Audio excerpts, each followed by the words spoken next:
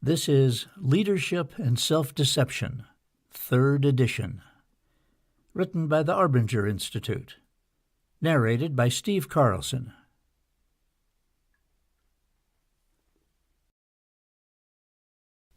Preface.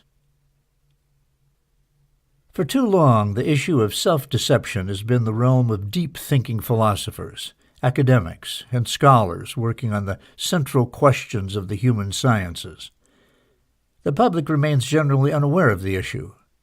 That would be fine, except that self-deception is so pervasive that it touches every aspect of life. What touches is perhaps too gentle a word to describe its influence. Self-deception actually determines one's experience in every aspect of life. The extent to which it does that, and in particular the extent to which it determines the nature of one's influence on and experience of others, is the subject of this book. To give you an idea of what's at stake, consider the following analogy. An infant is learning how to crawl. She begins by pushing herself backwards around the house. Backing herself around, she gets lodged beneath the furniture. There she thrashes about, crying and banging her little head against the sides and undersides of the pieces. She's stuck and hates it. So she does the only thing she can think of to get herself out. She pushes even harder, which only worsens her problem. She's more stuck than ever. If this infant could talk, she would blame the furniture for her troubles. After all, she's doing everything she can think of. The problem couldn't be hers, but, of course, the problem is hers, even though she can't see it. While it's true that she's doing everything she can think of, the problem is precisely that she can't see how she's the problem. Having the problem she has, nothing she can think of will be a solution. Self-deception is like this. It blinds us to the true causes of problems, and once we're blind, all the solutions we can think of will actually make matters worse. Whether at work or at home, self-deception obscures the truth about ourselves, corrupts our view of others and our circumstances, and inhibits our ability to make wise and helpful decisions. To the extent that we are self-deceived, both our happiness and our leadership are undermined at every turn, and not because of the furniture. We have written this book to educate people about a solution to this most central of problems. Our experience in teaching about self-deception and its solution is that people find this knowledge liberating. It sharpens vision, reduces feelings of conflict, enlivens the desire for teamwork, redoubles accountability, magnifies the capacity to achieve results, and deepens satisfaction and happiness. This is true whether we're sharing these ideas with corporate executives in New York, governmental leaders in Beijing, community activists on the West Bank, or parenting groups in Brazil. Members of every culture participate to one degree or another in their own individual and cultural self-deceptions. The discovery of a way out of those self-deceptions is the discovery of hope and the birth of new possibilities and lasting solutions. This book was first published in 2000. This is the new 3rd edition, published in 2018. The text has been updated, and we have added new sections at the end that describe research into the magnitude of self-deception in organizations, how to measure the extent of self-deception in organizations, and various uses people have made of the book and its ideas over the nearly 2 decades since it was first published. Initially, some readers are surprised to find that the book unfolds as a story. Although fictional, the characters' experiences are drawn from our own and our clients' actual experiences. So the story rings true, and most readers tell us they see themselves in it. Because of this, the book delivers not just conceptual, but also practical understanding of the problem of self-deception and its solution. The resulting impact has made Leadership and Self-Deception one of the best-selling leadership books of all time. The book's sequel, The Anatomy of Peace, originally published in 2006, builds on both the story and the ideas developed in Leadership and Self-Deception. It has occupied the #1 position on the bestseller lists in the categories of war and peace and conflict resolution for over a decade. Our most recent bestseller, The Outward Mindset, shows how organizations can successfully implement the ideas first introduced in Leadership and Self-Deception. Individually and together, these books help readers to see their work lives and home situations in entirely new ways, and to discover practical and powerful solutions to problems they were sure were someone else's. We couldn't have foreseen what would happen with Leadership and Self-Deception. Few people had ever heard of the Arbinger Institute when the book was first published, and our choice to publish in the name of the company bucked industry norms. But the book blazed a trail. It is now an enduring classic, with a message as important and relevant as ever. We are confident that this introduction to the self-deception problem and solution will give you new and helpful leverage, both personally and professionally. Leverage to see yourself, others, and your challenges differently, and to solve problems that have stubbornly resisted solution. Note to the listener. Throughout this audiobook, we will be describing the drawings that exist in the printed book. If you'd like to download a PDF of the drawings referenced in this book, please go to www.bkconnection.com/audiobooks/leadership-and-self-deception. Part 1. Self-Deception and the Box. Chapter 1. Bud. It was a brilliant summer morning, shortly before 9, and I was hurrying to the most important meeting of my new job at Zagram Company. As I walked across the tree-lined grounds, I recalled the day 2 months earlier when I had first entered the secluded campus-style headquarters to interview for a senior management position. I'd been watching the company for more than a decade from my perch at one of its competitors, and had tired of finishing second. After 8 interviews and 3 weeks spent doubting myself and waiting for news, I was hired to lead one of Zagram's product lines. Now, 4 weeks later, I was about to be introduced to a senior management ritual particular to Zagram. A day-long, one-on-one meeting with the Executive Vice President, Bud Jefferson. Bud was the right-hand man to Zagram's president, Katie Stenerud, and due to a shift within the executive team, he was about to become my new boss. I had tried to find out what this meeting was all about, but my colleagues' explanations confused me. They mentioned a discovery that solves people problems, how no one really focuses on results, and that something about the Bud meeting, as it was called, and strategies that evidently follow from it, are key to Zagram's incredible success. I had no idea what they were talking about, but I was eager to meet and impress my new boss. Bud Jefferson was a youngish-looking 50-year-old combination of odd-fitting characteristics. A wealthy man who drove around in an economy car without hubcaps. A near-high school dropout with law and business degrees, summa cum laude, from Harvard. A connoisseur of the arts who was hooked on the Beatles. Despite his apparent contradictions, and perhaps partly because of them, Bud was revered as something of an icon. He was universally admired in the company. It took 12 minutes on foot to cover the distance from my office in Building 8 to the lobby of the Central Building. The pathway, one of many connecting Zagram's 10 buildings, meandered beneath oak and maple canopies along the banks of Kate's Creek, a postcard-perfect stream that was the brainchild of Kate Stenerud and had been named for her by the employees. As I scaled the Central Building's hanging steel stairway up to the 3rd floor, I reviewed my performance during my month at Zagram. I was always among the earliest to arrive and the latest to leave. I felt that I was focused and didn't let outside matters interfere with my objectives. Although my wife often complained about it, I was making a point to outwork and outshine every co-worker who might compete for promotions in the coming year. I nodded to myself in satisfaction. I had nothing to be ashamed of. I was ready to meet Bud Jefferson. Arriving in the main lobby of the third floor, I was greeted by Bud's secretary, Maria. "You must be Tom Callum," she said with enthusiasm. "Yes, thank you. I have an appointment with Bud for 9 o'clock, I said. "Of course. Bud asked me to have you wait for him in the Eastview room.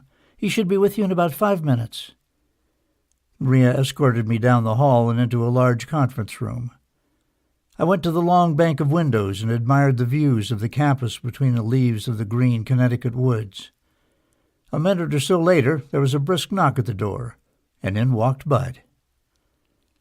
"Hello, Tom. Thanks for coming," he said with a big smile as he offered his hand. "Please, sit down. Can I get you something to drink? Coffee? Juice?" "No, thank you," I replied. "I've had plenty already this morning." I settled in the black leather chair nearest me, my back to the window, and waited for Bud as he poured himself some water in the serving area in the corner. He walked back with his water, bringing the pitcher and an extra glass with him. He set them on the table between us. "Sometimes things can get pretty hot in here. We have to do a lot this morning. Please feel free whenever you like." "Thanks," I stammered. I was grateful for the gesture, but more unsure than ever of what this was all about. "Tom," said Bud abruptly, "I've asked you to come today for one reason, an important reason." "Okay," I said evenly, trying to mask the anxiety I was feeling. "You have a problem you're going to have to solve if you're going to make it at Zagram." I felt as if I'd been kicked in the stomach. I groped for some appropriate word or sound, but my mind was racing and words failed me. I was immediately conscious of the pounding of my heart and the sensation of blood draining from my face. As successful I had been in my career, one of my hidden weaknesses was that I was too easily knocked off balance. I had learned to compensate by training the muscles in my face and eyes to relax, so that no sudden twitch would betray my alarm. And now it was as if my face instinctively knew that it had to detach itself from my heart, or I would be found out to be the same cowering third-grader who broke into an anxious sweat, hoping for a well-done sticker every time Mrs. Lee passed back the homework. Finally, I managed to say, "Problem? What do you mean?" "Do you really want to know?" asked Bud. "I'm not sure. I guess I need to, from the sound of it." "Yes," Bud agreed. "You do."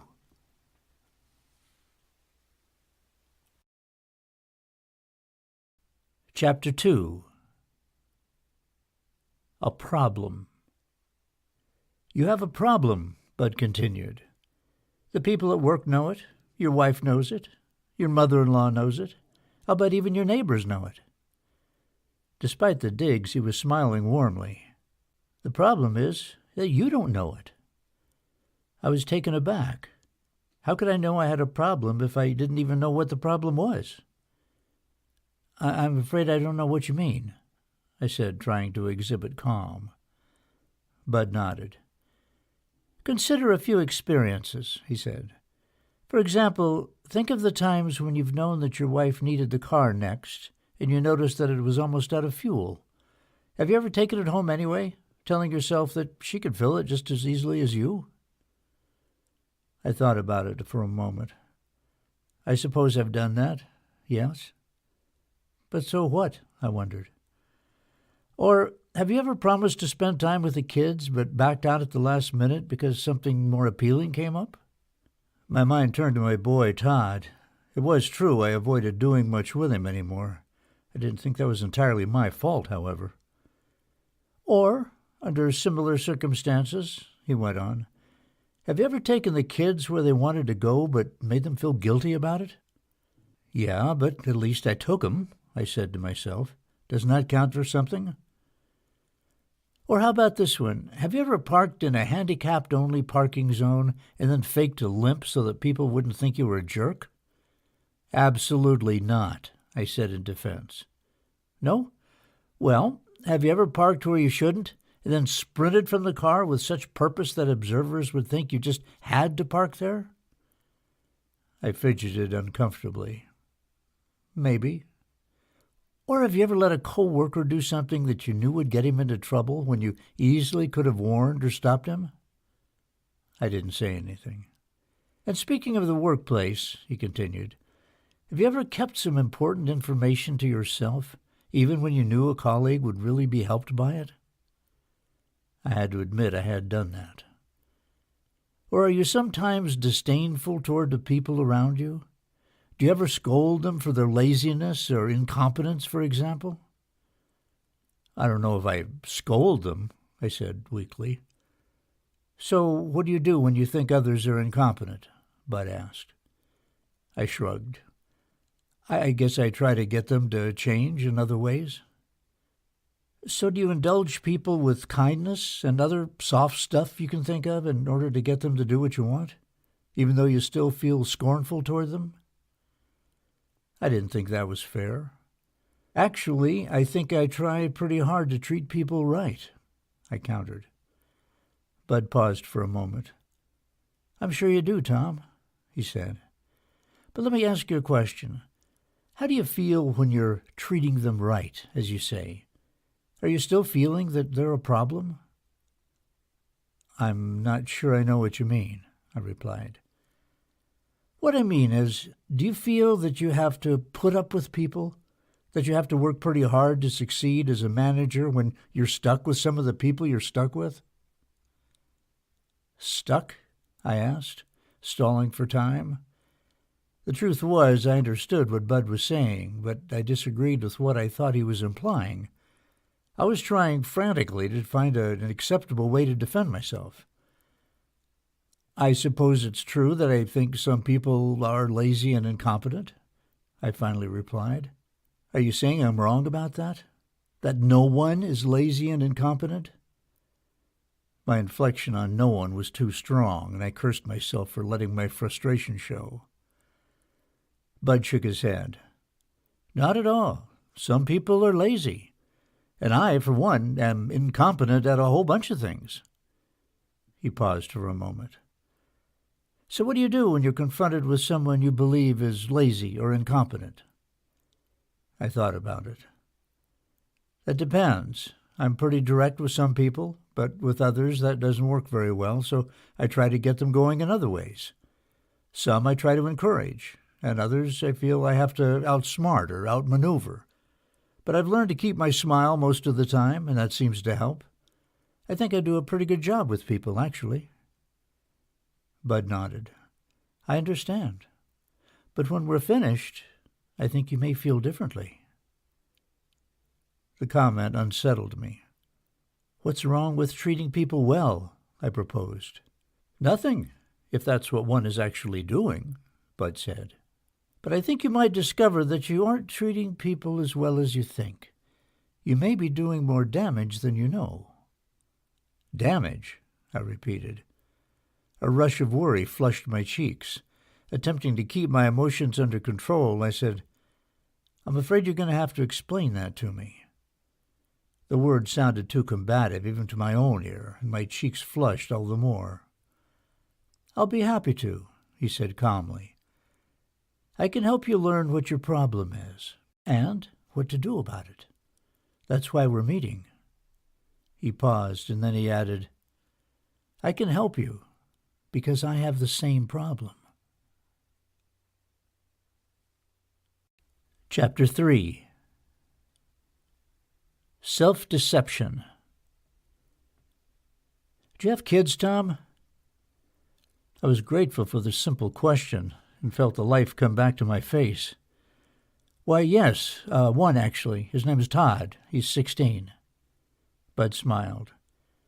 Do you remember how you felt when Todd was born? How it seemed to change your perspective on life? I strained to find my way back to the memories of Todd's birth, through the pain, through the heartache. Diagnosed at a fairly young age with attention deficit disorder, he had been a difficult child, and my wife Laura and I clashed constantly over what to do with him. Things had only gotten worse as he grew older. Todd and I didn't have much of a relationship. but at Bud's invitation I attempted a remembrance of the time and emotion surrounding his birth. "Yes, I remember," I began pensively. "I remember holding him close, pondering my hope for his life, feeling inadequate, even overwhelmed, but at the same time grateful." The memory lessened for a moment the pain I felt in the present. "That was the way it was for me, too," Bud said. "Would you mind if I told you a story that began with the birth of my first child, David?" "Please," I said, happy to hear his story rather than relive my own. "I was a young lawyer at the time," he began, "working long hours at one of the most prestigious firms in the country. One of the deals I worked on was a major financing project that involved about 30 banks worldwide. Our client was the lead lender on the deal. It was a complicated project involving many lawyers. I was the second most junior member of the team and had chief responsibility for the drafting of 50 or so agreements that sat underneath the major lending contract. It was a big, sexy deal involving international travel, numbers with lots of zeros, and high-profile characters. A week after I'd been assigned to the project, Nancy and I found out she was pregnant. It was a marvelous time for us. David was born 8 months later on December 16th. Before the birth, I worked hard to wrap up or assign my projects so that I could take 3 weeks off with our new baby. I don't think I've ever been happier in my life. But then came a phone call. It was December 29th. The lead partner on the deal was calling me. I was needed at an all-hands meeting in San Francisco. "How long?" I asked. "Until the deal closes. Could be 3 weeks, could be 3 months. We're there till it's done," he said. I was crushed. The thought of leaving Nancy and David alone in our Alexandria, Virginia home left me desperately sad. It took me 2 days to wrap up my affairs in D.C. before I reluctantly boarded a plane for San Francisco. I left my young family at the curb at Reagan National Airport. With a photo album under my arm, I tore myself away from them and turned through the doors of the terminal. By the time I arrived at our San Francisco offices, I was the last one in on the deal. Even the guy from our London office beat me. I settled into the last remaining guest office, which was on the 21st floor. The deal headquarters, and everyone else, was on floor 25. I hunkered down and got to work. Most of the action was on 25. Meetings, negotiations among all the parties, everything. But I was alone on 21, alone with my work and my photo album, which sat open on my desk. I worked from 6 a.m. until after midnight every day. 3 times a day I would go down to the deli in the lobby and purchase a bagel, a sandwich, or a salad. Then I'd go back up to 21 and eat while poring over the documents. If you had asked me at the time what my objective was, I would have told you that I was drafting the best possible documents to protect our client and close the deal, or something to that effect. But you should know a couple of other things about my experience in San Francisco. All of the negotiations that were central to the documents I was working on were happening on the 25th floor. These 25th floor negotiations should have been very important to me, because every change to the deal had to be accounted for in all the documents I was drafting. But I didn't go up to 25 much. In fact, after 10 days of lobby deli food, I found out that food was being served around the clock in the main conference room on 25 for everyone working on the deal. I was upset that no one had told me about it. And twice during those 10 days I was chewed out for failing to incorporate some of the latest changes into my documents. No one had told me about those either. Another time I was reprimanded for being hard to find. And on 2 occasions during that period, the lead partner asked my opinion on issues that had never occurred to me, issues that would have occurred to me had I been thinking. They were in my area of responsibility. He shouldn't have had to do my job for me. Now let me ask you a question, Tom. Just from the little bit you know about my San Francisco experience, would you say that I was really committed to drafting the best possible documents to protect our client and close the deal? No, I said, shaking my head, surprised at the ease with which I was about to harpoon Bud Jefferson. It sounds like you were preoccupied with something else. It doesn't seem like you were engaged in the project at all. That's right, he agreed. I wasn't engaged in it. And do you think the lead partner could tell? I think that after those 10 days it would have been obvious, I offered. He could tell well enough to chew me out a couple of times, at the very least, Bud said. How about this?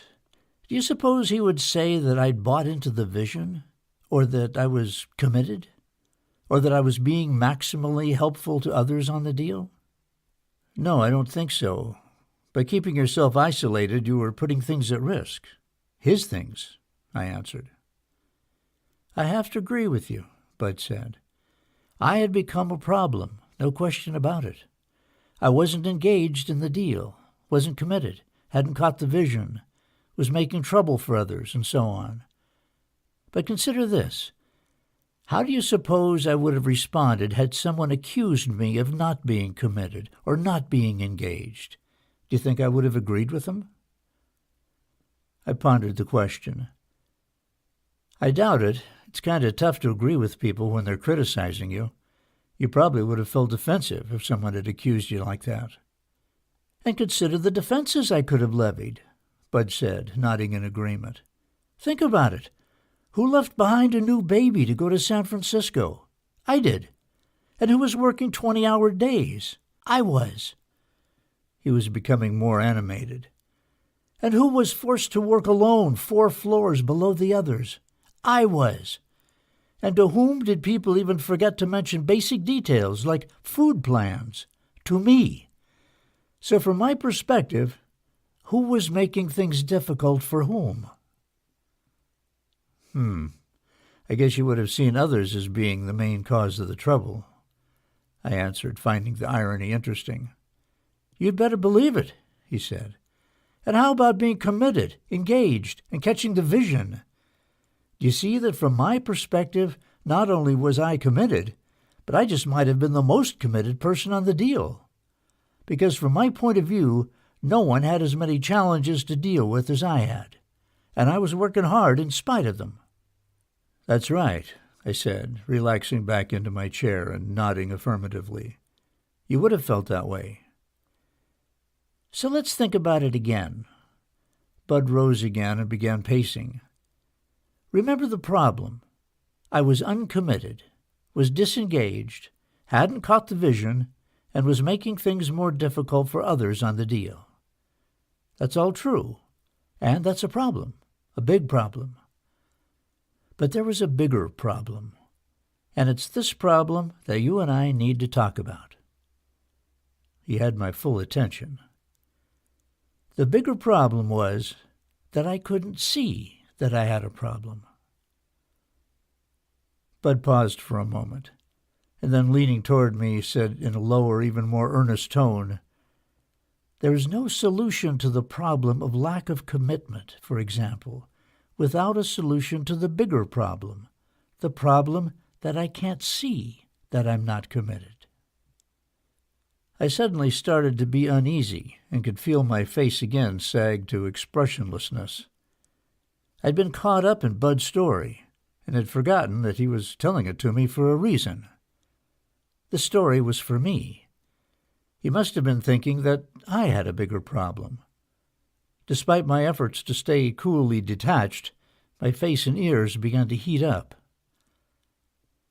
Tom, there's a technical name for the insistent blindness I exhibited in San Francisco.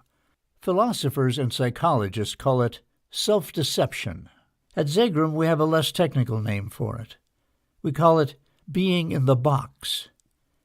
In our way of talking, when we're self-deceived, we're in the box. You're going to learn a lot more about the box. But as a starting point, think of it this way. In one sense, I was stuck in my experience in San Francisco. I was stuck because I had a problem I didn't think I had, a problem I couldn't see.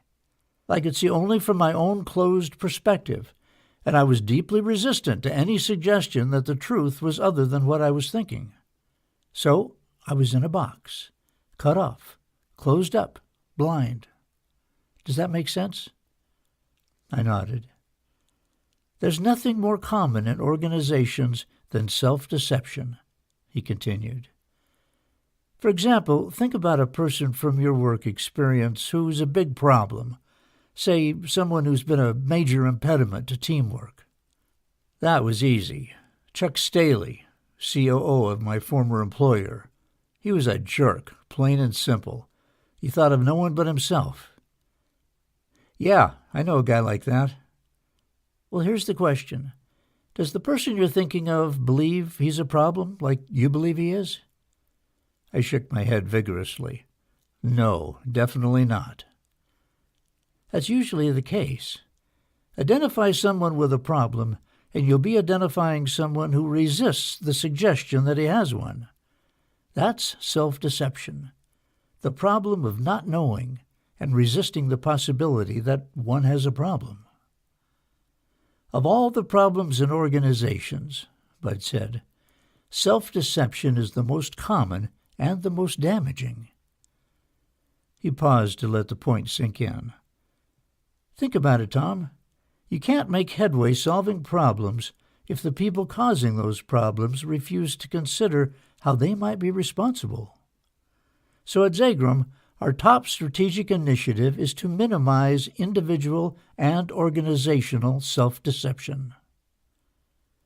Bud stood and began to pace. To underscore why it's so important to us, he said, I need to tell you about an analogous problem in medicine.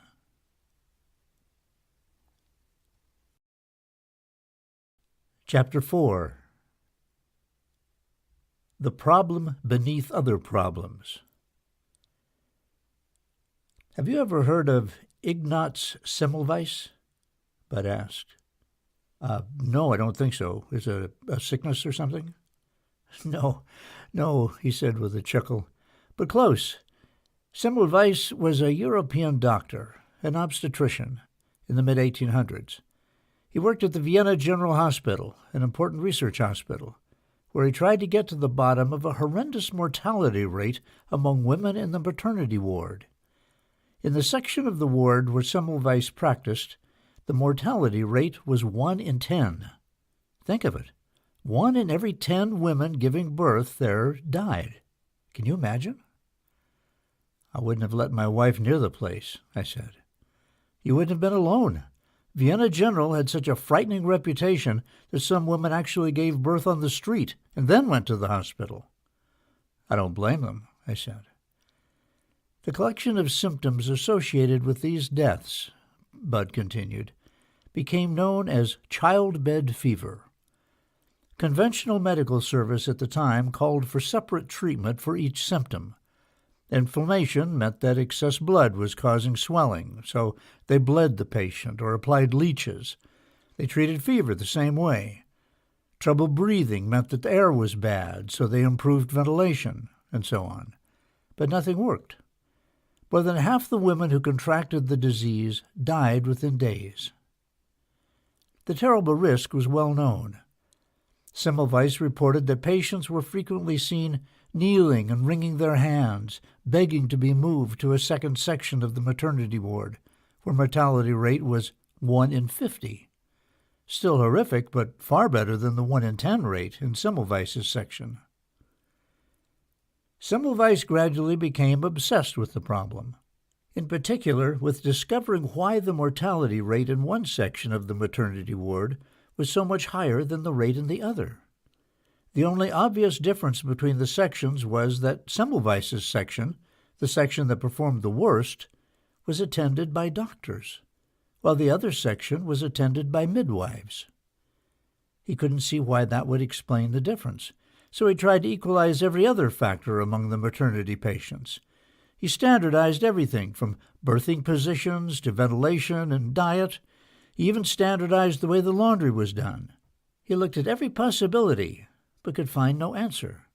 Nothing he tried made any measurable difference in the mortality rates.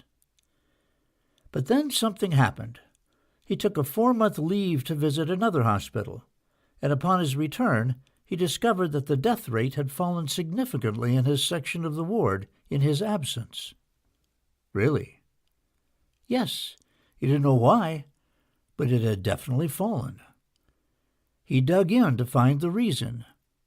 Gradually, his inquiry led him to think about the possible significance of research done by the doctors on cadavers. Cadavers? Yes. Remember, Vienna General was a teaching and research hospital. Many of the doctors split their time between research on cadavers and treatment of live patients. They hadn't seen any problem with that practice because there was as yet no understanding of germs. All they knew were symptoms. And in examining his own work practices compared with the practices of those who had worked for him in his absence, Semmelweis discovered that the only significant difference was that he, Semmelweis, spent far more time doing research on the cadavers. From these observations, he developed a theory of childbed fever, a theory that became the precursor to germ theory. He concluded that particles from cadavers and other diseased patients were being transmitted to healthy patients on the hands of the physicians. So he immediately instituted a policy requiring physicians to wash their hands thoroughly in a chlorine and lime solution before examining any patient. And you know what happened? I shook my head. What? The death rate immediately fell to 1 in 100. So he was right, I said almost under my breath. The doctors were the carriers. Yes. In fact, Semmelweis once sadly remarked, "Only God knows the number of patients who went prematurely to their graves because of me." Imagine living with that. The doctors were doing the best they knew how, but they were carrying the disease they knew nothing about. It caused a multitude of debilitating symptoms, all of which could be prevented by a single act once the common cause of the symptoms was discovered, which was later identified as a germ. Bud stopped.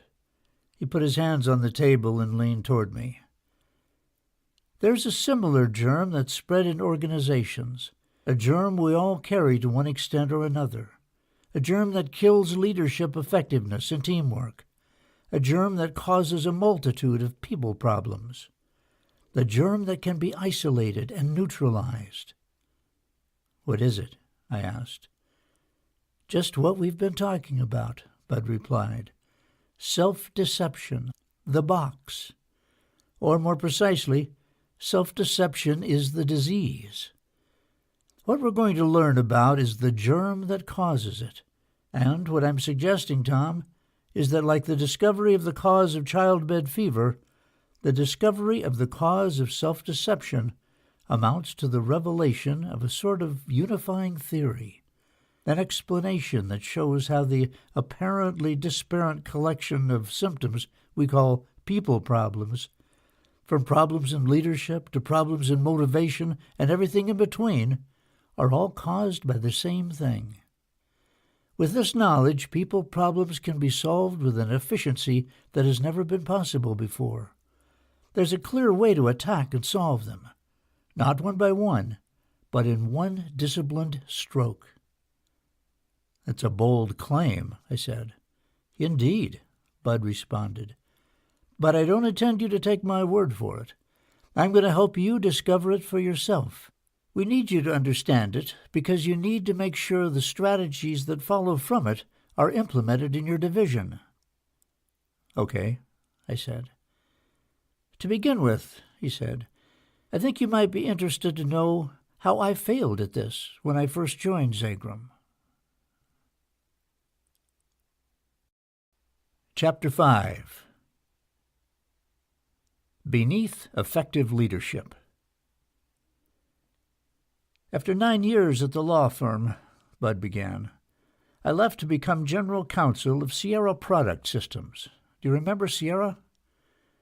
Sierra had pioneered several of the processes that Zagram had exploited to climb to its place at the top of the high-tech manufacturing heap.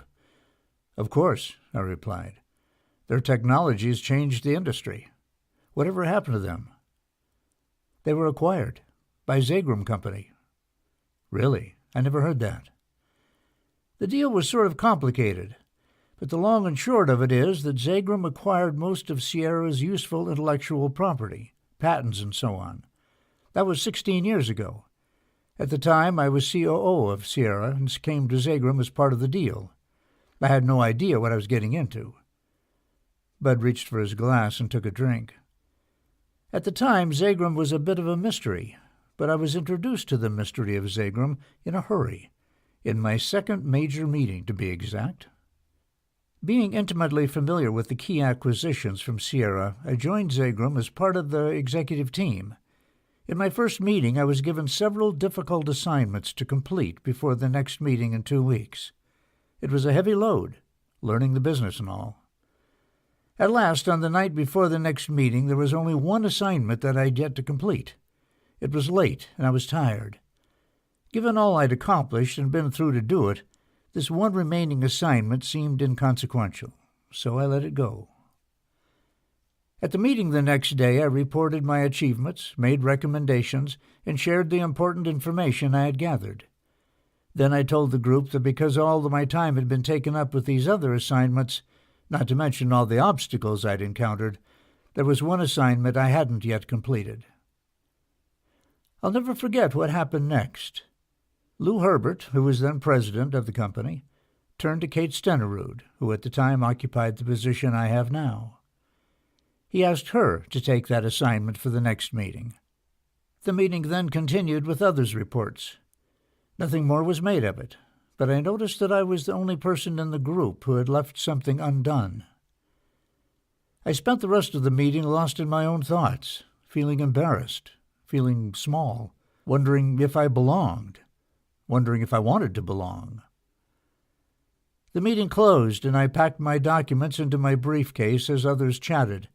I didn't feel part of the group at that moment, and was quietly slipping past some of my bantering colleagues toward the door when I felt a hand on my shoulder.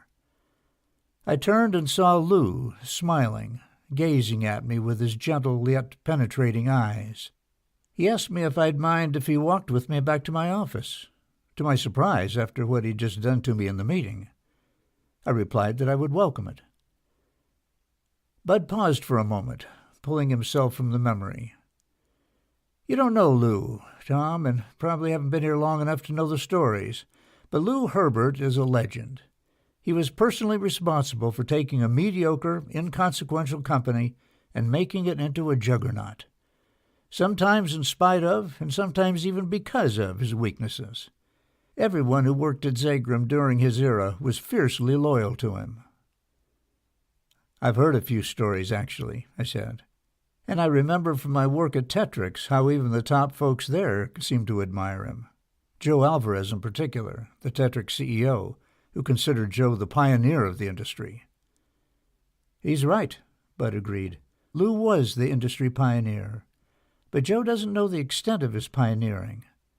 That's what you're going to learn, he emphasized. Lou's been retired for years now, but he still comes around a few times a month to see how we're doing. His insight is invaluable. We still keep an office for him. Anyway, I knew much of his legend before I joined the company, so perhaps you can understand my warring emotions after the meeting I just described. I felt that I'd been slighted, but I was also supremely worried about Lou's opinion of me. And then he asked if he could walk with me to my office. I was glad to have him walk with me, but also afraid. Of what, though, I didn't know. He asked me how my move had been, whether my family was settled and happy, and how I was enjoying the challenges at Zagram. He was saddened to hear that Nancy was having a hard time with the move, and promised to call her personally to see if there was anything he could do. A call he placed that very night. When we arrived at my office, before I could turn to go in, he took me by both shoulders with his strong, lean hands. He looked straight into my eyes, a look of gentle concern written in the lines across his withered face. "Bud," he said, "we're happy to have you with us. You're a talented man and a good man. You add a lot to the team. But you won't ever let us down again, will you?" "Are you kidding me?" I asked incredulously. "He said that?" "Yes." "Nothing against Lou," I said, "but I think that was a little uncalled for, given all you'd done. You can scare away a lot of people saying things like that." "That's true," Bud agreed. "But you know something? It didn't happen that way for me. With Lou, in that moment, I wasn't offended. And in a way, I was even inspired. I found myself saying, 'No, Lou, I won't. I won't ever let you down again.' Now, I know it sounds corny, but that's the way it was with Lou. He very rarely did things by the book. If 100 people had tried to do what Lou did to me in that meeting and afterward, only 1 in 100 could have invited my cooperation, as Lou did, rather than my resentment. By the book, it shouldn't have worked, but it worked anyway. And with Lou, it usually did. The reason, Tom, is why. Why did it work?" That was a good question. "I don't know," I finally said, shrugging my shoulders. Then, almost as an afterthought, I said, "Maybe you just knew that Lou cared about you, so you didn't feel as threatened as you might have otherwise." Bud smiled and sat down in the seat across from me. "So you think I could tell that? How Lou was feeling about me?" "Yeah, I think you probably could." "And so you're saying then, Tom, that I was primarily responding to how Lou was regarding me, at least how I thought he was regarding me, and that his regard to me was more important than merely his words or his actions. Is that what you're suggesting?" I pondered the question for a moment, thinking about the things I'd cared about in my interactions with others. I did pay attention to how I thought others were seeing me. What my wife Laura was thinking about me, for example, or whether I thought she was just thinking of herself. My responses to her and to others always seemed to be informed by what I thought they were thinking of me. "Yeah, I guess I am suggesting that," I agreed. "If I felt like someone is just thinking of himself, I usually discount everything he says." Bud nodded. "We had a good example of that here a couple of years ago. 2 people over in Building 6 were having a hard time working together. One of them, Gabe, came to me to talk about it, and he said, 'I don't know what to do here. I can't get Leon to respond and cooperate with me. It doesn't matter what I do. Leon doesn't seem to think that I have any interest in him. I go out of my way to ask about his family. I invite him to lunch. I've done everything I can think of doing, but nothing helps.' 'I want you to consider something, Gabe,' I said to him. 'Really think about it. When you're going out of your way to do all those things for Leon so he'll know that you have an interest in him, what are you most interested in? Him or his opinion of you?' I think Gabe was a little surprised by the question. 'Perhaps Leon thinks you're not really interested in him,' I continued, 'because you're really more interested in yourself.' Gabe finally understood the problem, but it was a painful moment. It was up to him then to figure out what to do about it, applying some of the things that you and I are going to cover today. Ideas, by the way, that apply as much to our relationships at home as they do to our relationships at work.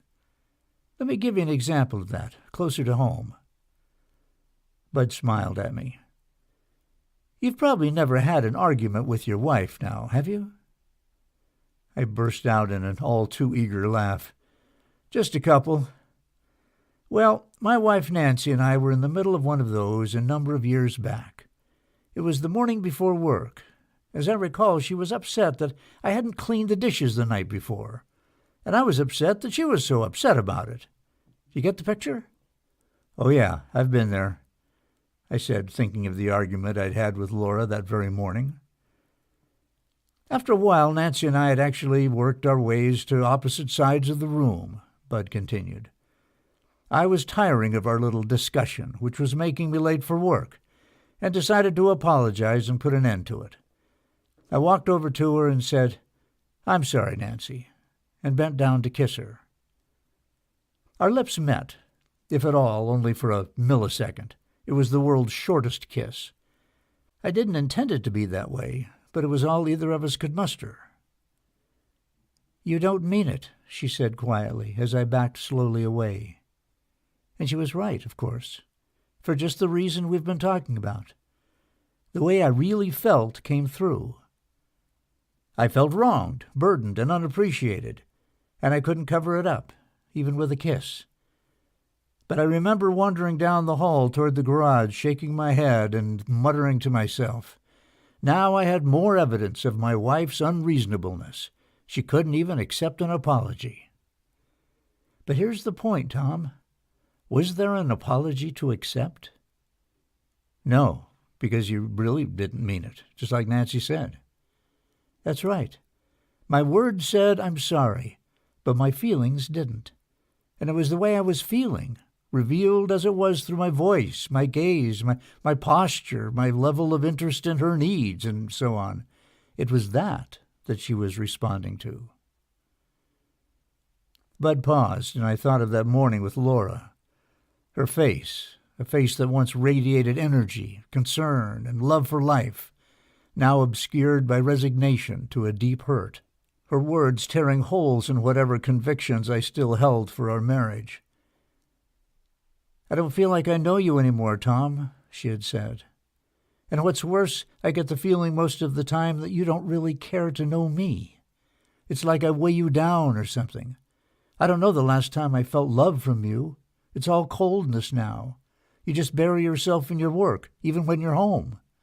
And to be honest, I don't really have strong feelings for you either.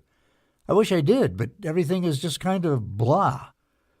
Our life together isn't really together at all. We just live our lives separately while living in the same house, passing each other every now and then, inquiring about calendars and common events. We even manage to smile, but it's all lies.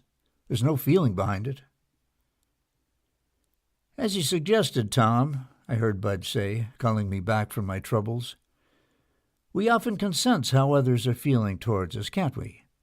Given a little time, we can tell when we're being coped with, manipulated, or outsmarted. We can detect the hypocrisy. We can feel the blame concealed beneath veneers of niceness. And we typically resent it. In the workplace, for example, it won't matter if the other person tries managing by walking around, sitting on the edge of a chair to practice active listening, inquiring about family members in order to show interest, or using any other skill they may have learned in order to be more effective. What we'll know and respond to is how that person is regarding us when doing those things." My thoughts turned to Chuck Staley again. "Yeah, I know what you're talking about," I said. "Do you know Chuck Staley, the COO over at Tetrix?" "About 6'4", thinnish redding hair, narrow, intense eyes?" asked Bud. "Yeah, that's him. Well, it took me about 2 minutes with him to know that he felt the world revolved around him, and if not the world, then certainly everyone in the organization. I remember, for example, being on a conference call with Joe Alvarez after a hectic October spent fixing a bug in one of our products. It was a Herculean effort that consumed nearly all of my time and 80% of the time of one of my groups. On the call, Joe offered congratulations for a job well done. Guess who accepted all the praise? Staley? Yes, Staley. He barely acknowledged us. And it was in such an undervalued way that it was worse than if he hadn't. He just lapped it up and basked in the glory. I think in that moment he really thought he was responsible. It made me sick, quite frankly, and that's just one of many examples. Bud was listening with interest, and suddenly I became aware of what I was doing, criticizing my old boss in front of my new one. I felt that I should shut up immediately. Anyway, it just seemed that Chuck was a good example of what you're talking about. I leaned back in my chair to signal that I was done, hoping that I hadn't said too much. If Bud was alarmed by anything, he didn't show it. "Yeah, that's a good example," he said. "Now compare Staley with Lou, or more precisely, compare the influence that each of them had on the others. Would you say, for example, that Staley inspired in you the same kind of effort, the same level of results as Lou inspired in me?" That was easy. "No way," I said. Staley didn't inspire hard work or devotion at all. Don't get me wrong, I worked hard anyway, because I had a career of my own to worry about. But no one ever went out of their way to help him. Notice that some people, like Lou for example, inspire devotion and commitment in others, even when they're interpersonally clumsy, said Bud. The fact that they haven't attended many seminars or that they've never learned the latest techniques hardly matters. They seem to produce anyway. And they inspire those around them to do the same. Some of the best leaders in our company fall into this category. They don't always say or do the right things, but people love working with them. They get results. But then there are other people, like Chuck Staley, as you described him, who have a very different influence. Even if they do all the right things interpersonally, even if they apply the latest skills and techniques to their communications and tasks, it won't matter. People ultimately resent them and their tactics, and so they end up failing as leaders.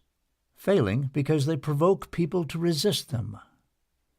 Everything Bud was saying seemed true when applied to Chuck Staley, but I wondered whether he was going too far. I get what you're saying, I said. I think I even agree with it. But are you suggesting that people's skills don't matter at all? I'm not sure that's right. No, I certainly don't mean to suggest that. But I am suggesting that people's skills are never primary. In my experience, they can be valuable when used by people like Lou. They can reduce misunderstandings and clumsiness. But they're not so helpful when used by people like Staley, as you described him, for they just create resentment in the people one is trying to skill or smooth into doing something. Whether or not people's skills are effective depends on something deeper. Deeper? Yes, deeper than behavior and skill. That's what Lou, and my reaction to him, taught me that day of that second meeting here at Zagram, and what he taught me at the beginning of the very next day when he and I met for a day-long meeting. You mean? Yes, Tom, Bud answered before I had voiced the question. Lou did for me what I'm now beginning to do for you. They used to be called Lou meetings, he added with a grin and a knowing look. Remember, I have the same problem that you have. Chapter 6. The deep choice that determines influence. So what's this something deeper? I asked curiously. What I've already introduced you to, self-deception, Bud replied. Whether I'm in or out of the box. Okay, I said slowly, wanting to know more. As we've been talking about, no matter what we're doing on the outside, people respond primarily to how we're feeling about them on the inside. And how we're feeling about them depends on whether we're in or out of the box concerning them. Let me illustrate that point further with a couple of examples. About a year ago, I flew from Dallas to Phoenix on a flight that had open seating. While boarding, I overheard a boarding agent say that the plane was not sold out, but that there would be very few unused seats. I felt lucky and relieved to find a window seat open with a vacant seat behind it, about a third of the way down on the plane. Passengers still in need of seats continued streaming down the aisle, their eyes scanning and evaluating the desirability of their dwindling seating options. I set my briefcase on the vacant middle seat, took out that day's paper, and started to read. I remember peering over the top corner of the paper at the people who were coming down the aisle. At the sight of body language that said my briefcase's seat was being considered, I spread the paper wider, making the seat look as undesirable as possible. Do you get the picture? Oh, yeah. Good. Now let me ask you a question. On the surface, what behaviors was I engaged in on the plane, and what were some of the things I was doing? Well, you were being kind of a jerk, for one thing, I answered. Now, that's certainly true, Bud agreed, breaking into a broad smile. But that's not quite what I mean, not yet anyway. I mean, what specific actions was I taking on the plane? What were my actions or behaviors? I pictured the situation. You were taking 2 seats? Is that the kind of thing you mean?